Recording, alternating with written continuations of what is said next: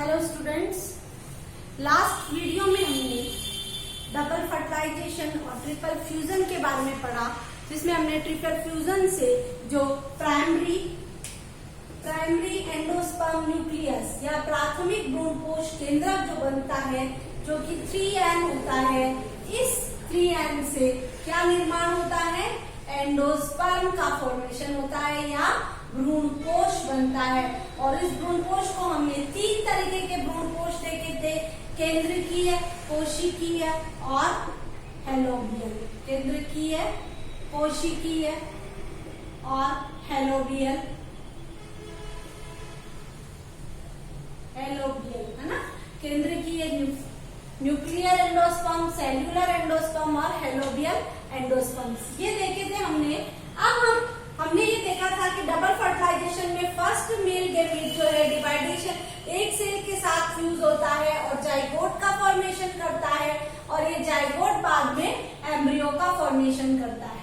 और दूसरा male gamete जो है सेंट्रल सेल से फ्यूज्ड होता है और इसका PEN का फॉर्मेशन करता है, प्राइमरी एंडोस्पर्म न्यूक्लियस या प्राथमिक भ्रूणपोष केंद्रक का निर्माण करता है और एंडोस्पर्म का निर्माण, और उससे बाद में क्या बनता है? एंडोस्पर्म या भ्रूणपोष का निर्माण होता है।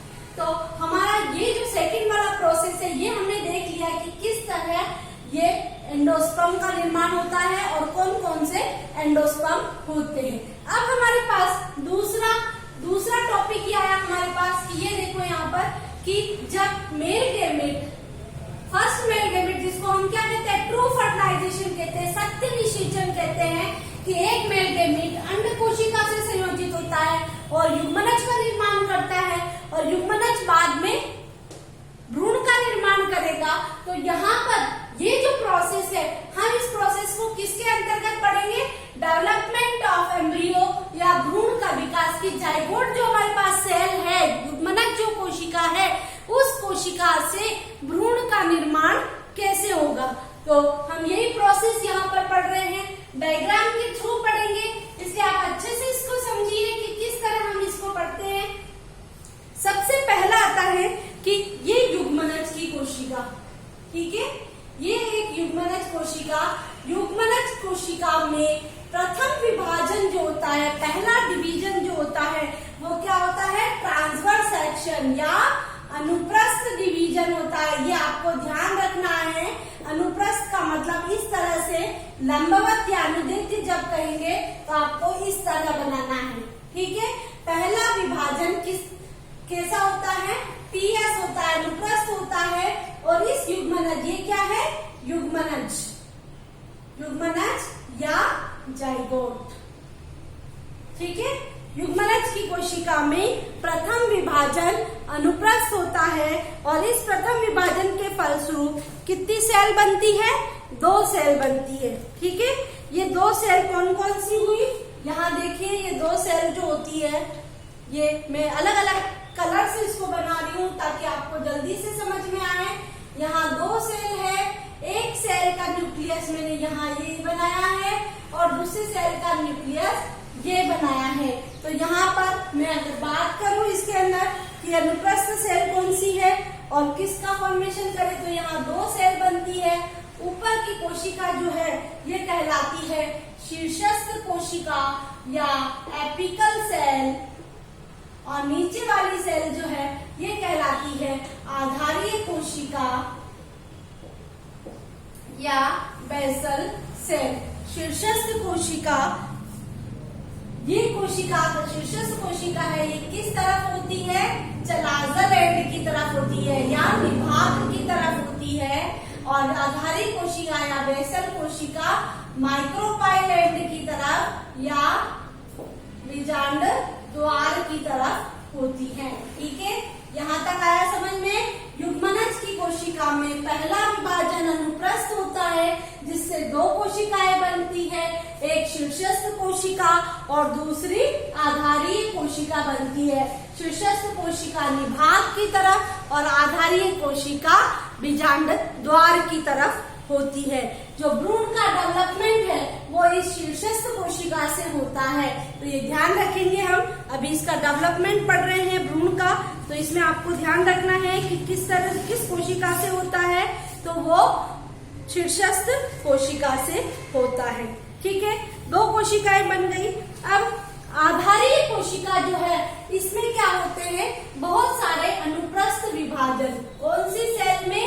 इस आधारीय कोशिका में मैं यहाँ लिख रही हूँ TS होते हैं, बहुत सारे ट्रांसफर डिवीजन होते हैं, अनुप्रस्थ विभाजन होते हैं। और अनुप्रस्थ विभाजन के फलस्वरूप ये मैंने ऊपर की सेल बनाई है यहाँ पर, ये देखो, ये हुई शीर्षस्थ कोशिका। और यह आधारीय कोशिका में बहुत सारे ट्रांसफर डिवीजन होते हैं और ट्रांसफर डिवीजन के फलस्वरूप क्या बनता है, एक बड़ा निलंबक बनता है। 5 से 7 कोशिकाओं का बना ये निलंबक बनता है, जिसके सबसे अग्रभाग की जो कोशिकाएं हैं वो थोड़ी बड़ी हो जाती है और उसे हम क्या कहते हैं, चूष्कांग कहते हैं या होस्टोरिया कहते हैं। क्या कहते हैं? चूष्कांग या होस्टोरिया। ठीक है, और ये पूरा क्या बना है, सस्पेंसर या निलंबक। ठीक है, अब लेकिन इस वाली भी कोशिका में, जो एपिकल सेल वाली कोशिका है, इस कोशिका के अंदर किस तरह का, इसको मैं अलग से बना देती हूँ। ये कोशिका, इस कोशिका में किस तरह का विभाजन होता है, अनुदैर्ध्य विभाजन होता है। पहला विभाजन अनुदैर्ध्य, अगेन सेकेंड विभाजन भी अनुदैर्ध्य बन होता है। इस तरह 4 कोशिकाएं बन जाती है। ये देखो यहाँ पर 4 कोशिकाएं, और नीचे सस्पेंसर बना रही हूँ मैं। यहाँ पर आप देखिए, ताकि आपको कलर से भी समझ में आए कि ऊपर जो कोशिकाएं बनाई है मैंने, ये शीर्षस्थ कोशिकाओं में अनुदैर्ध्य विभाजन होता है, ये अनुदैर्ध्य विभाजन। और नीचे की जो कोशिकाएं हैं ये सस्पेंसर कहलाएगी।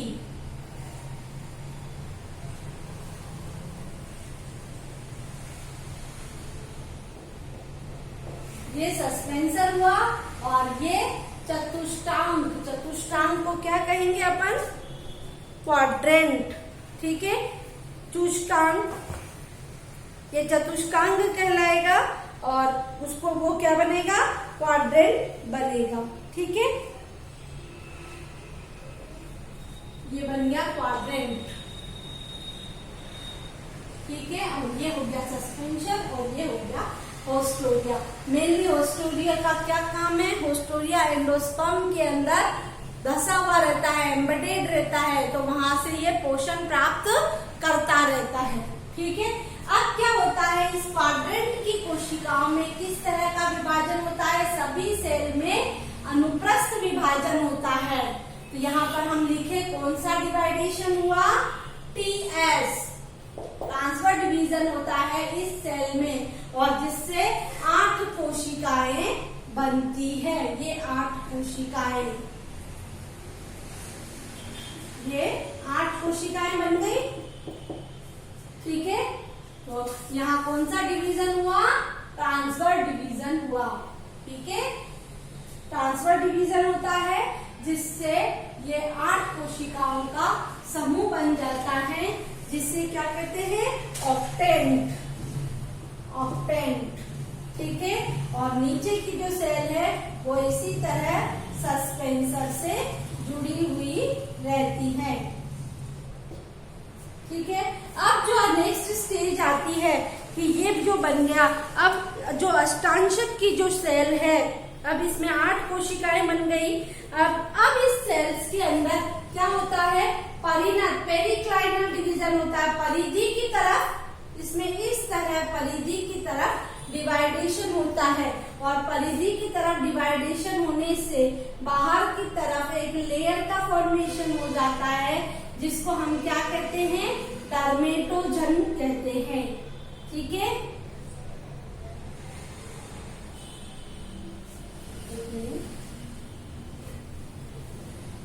की तरफ डर्मेटोजन और अंदर की तरफ आंतरिक कोशिकाओं का समूह बन जाता है।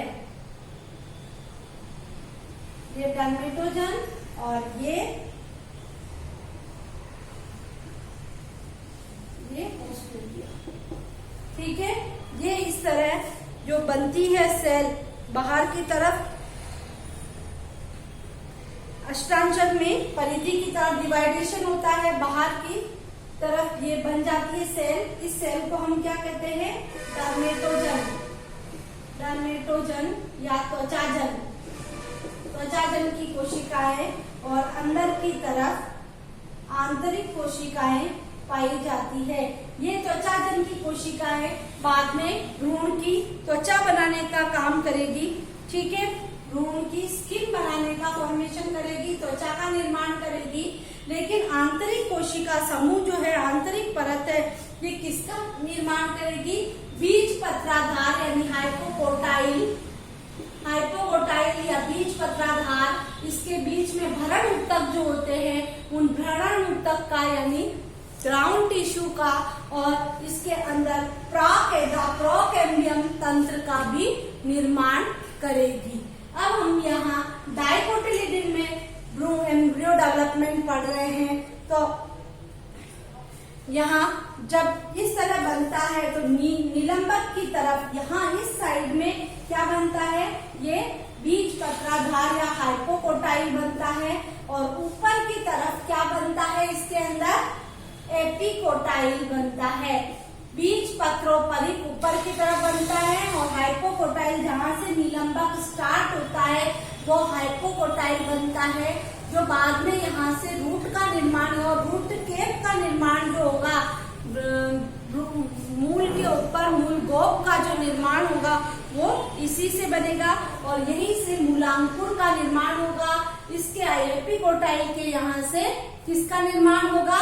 प्रांकुर का निर्माण होगा। अब हम आगे चलते हैं यहाँ पर। अब यहाँ की शीर्षस्थ भाग की जो सेल है, इस सेल में क्या होते हैं? और डिवाइडेशन होते हैं और एम्ब्रियो कैसा हो जाता है? इस हार्ट शेप में एम्ब्रियो हो जाता है। इस हार्ट शेप में एम्ब्रियो जब होता है तो इस तरह दो इसके बीच में जो है वो ये सेल है, बाहर की बाह्य त्वचा है।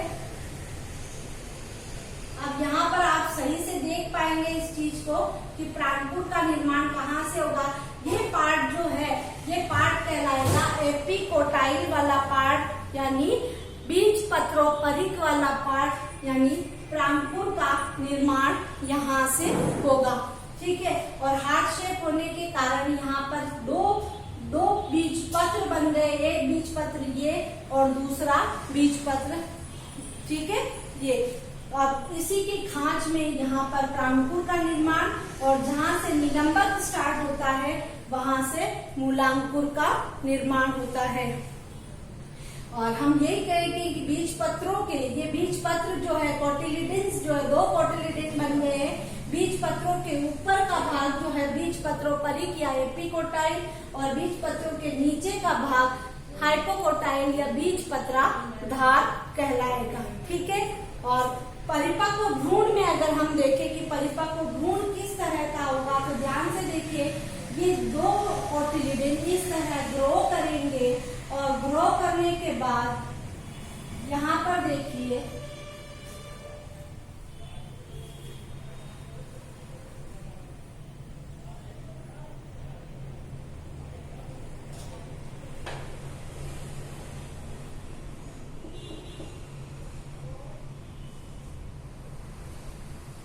स्टोरिया बना ले, यहाँ पे छोटी छोटी सेल बना ले।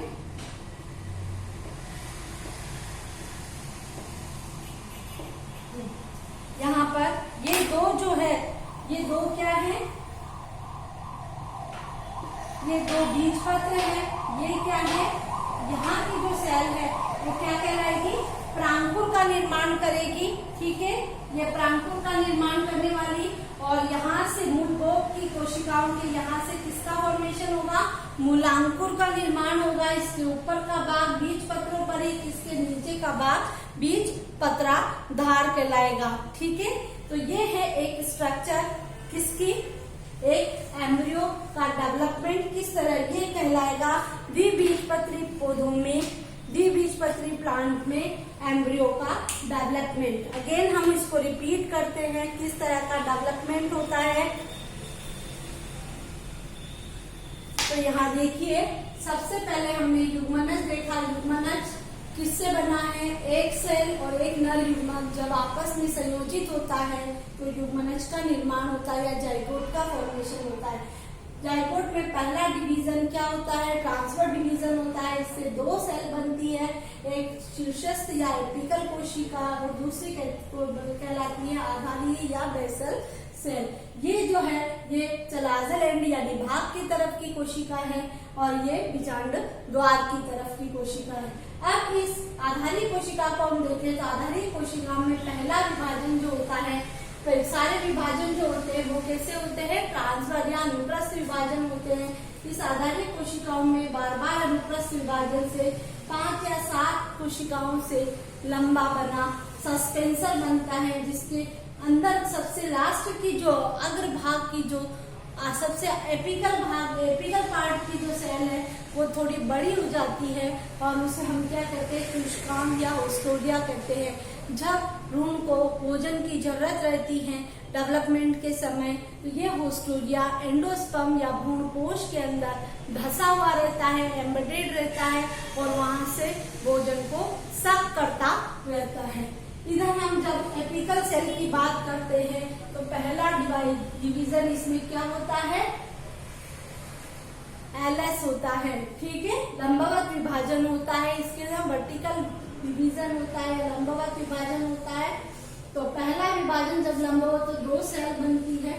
ठीक है, फिर इसमें दूसरा विभाजन अगेन क्या होता है, लंबवत होता है और लंबवत या अनुदैर्ध्य विभाजन होता है, लॉन्गिट्यूडनल सेक्शन या लंबवत विभाजन होता है, जिससे 4 कोशिकाओं का चतुष्टांशक बनता है या क्वाड्रेंट बनता है, चतुष्टांशक या क्वाड्रेंट बनता है। अब इन 4 कोशिकाओं में कौन सा विभाजन होता है, ट्रांसफर डिवीजन होता है और इस ट्रांसफर डिवीजन के फलस्वरूप कितनी सेल बनती है, ये 8 कोशिकाएं, बीच में 8 कोशिकाएं बन जाती है 4 से। अब इसे क्या कहते हैं, ऑक्टेंट।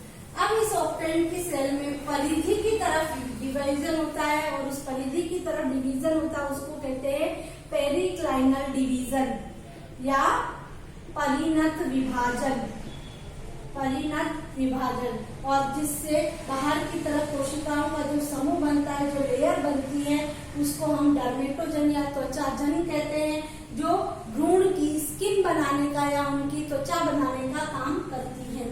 अंदर का कोशिका समूह जो है क्या बनाता है, बीजपत्राधार बनाता है। इसके अंदर जो टिश्यू है, ऊतक है, उनके भरण ऊतक या कैम्बियम जो जिसे हम कहते हैं प्राक एधा तंत्र, एधा बनाने का काम भी करता है।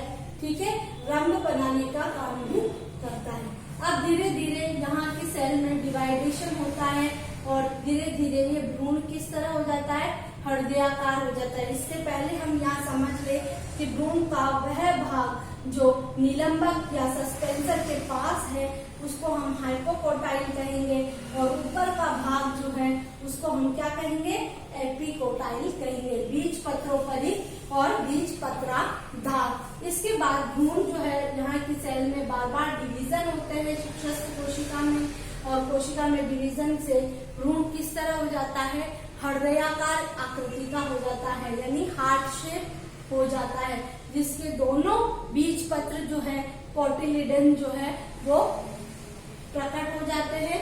और हम अगर एक बीज पत्र में देखें तो एक ही बीज पत्र होता है, तो ये एपिकोटाइल और एपिकोटाइल जो होता है वो साइड में होता है।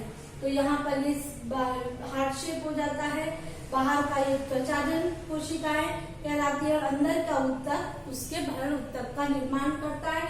इसकी नोच जहाँ होती है वहां से प्रांकुर का डेवलपमेंट होता है और निलंबक के ऊपर की कोशिकाएं मूल गोप बनाती हैं, मूल का कैप बनाती हैं, वहां से वहां पर उसके ऊपर वाले भाग से मूलांकुर या रेडिकल बनता है। ठीक है, इसका ये पार्ट जो है वो हाइपोकोटाइल कहलाता है यानी बीजपत्राधार, और ऊपर वाला पार्ट बीजपत्रोपरिक कहलाता है।